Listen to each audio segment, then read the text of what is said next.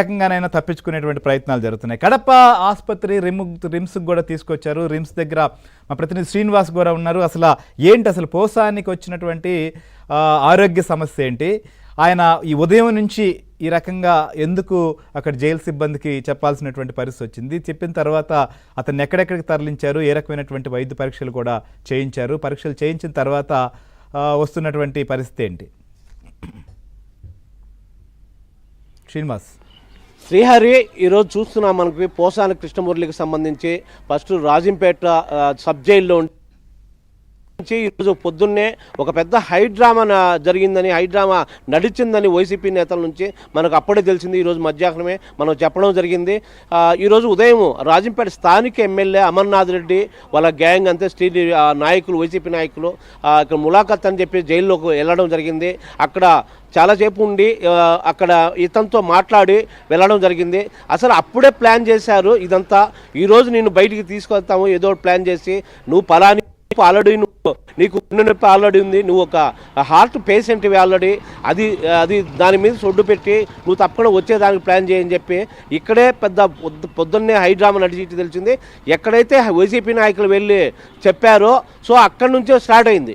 అక్కడి నుంచి స్టార్ట్ అయిన తర్వాత వాళ్ళు మార్నింగ్ వెళ్ళిన తర్వాత మధ్యాహ్నానికంతా ఇతను నాకు మోషన్స్ వస్తున్నాయి, నాకు ఏదో నొప్పి వస్తుంది రజా అని చెప్పి జైలర్తో అప్పటికప్పుడే ఆయన అక్కడ కూడా వెటకారం రాజా అంటూ అందరి అధికారులతో కూడా వస్తానని చెప్పగానే సో గుండె హార్ట్ ప్రాబ్లం అయితే కన్నా, ఎందుకంటే ఇతను ఆల్రెడీ హార్ట్ పేషెంట్ కాబట్టి తప్పకుండా వెళ్లాల్సిందే అని చెప్పి జస్ట్ ఇప్పుడు చూస్తున్నాము. ఇప్పుడు వెహికల్ వెళ్తున్నది, ఇక్కడి నుంచి తీసుకెళ్తున్నారు మొత్తం.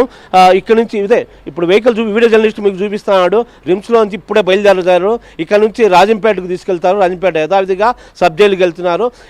ఎవరైతే మొదటి నుంచి ఇతను తీసుకొచ్చిన Venkateswarlu CI, railway court CI Venkateswarlu మనతో మాట్లాడడం జరిగింది.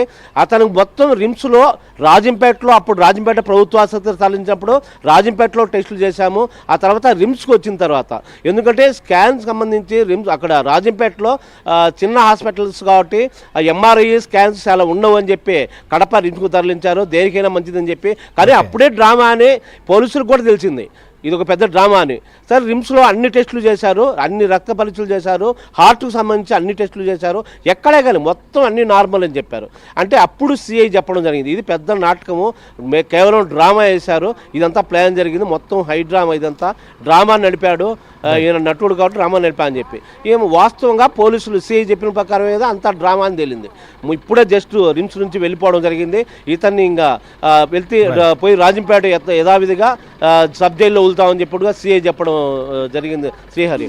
రైట్ శ్రీనివాస్, చూద్దాం. ఎందుకంటే ఆరోగ్యపరమైనటువంటి సమస్యలు ఉంటే ఆయన ఖచ్చితంగా వైద్య సేవలు అందించాల్సిందే. తర్వాత చట్ట ప్రకారం చర్యలు ఉంటాయి, చట్ట ప్రకారం అన్నీ ఉంటాయి. కానీ ఈ రకంగా ఎందుకు అసలుకి మొదటి నుంచి కూడా మనం చూస్తున్నాం, అరెస్టు వెళ్ళినప్పటి నుంచి కావచ్చు, ఆ తర్వాత ఆయన విచారిస్తున్నటువంటి సందర్భంలో కానీ ఇప్పుడు కానీ ఎందుకు ఇలా వ్యవహరిస్తున్నారు పోసాని అంటే ఏం చెప్తారు?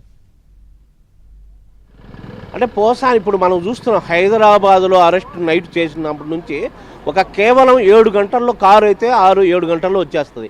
సో 14-15 గంటలు పట్టింది. మరుసటి దినం 12కి రావడం జరిగింది ఓబులవారిపల్లి పిఎస్కి.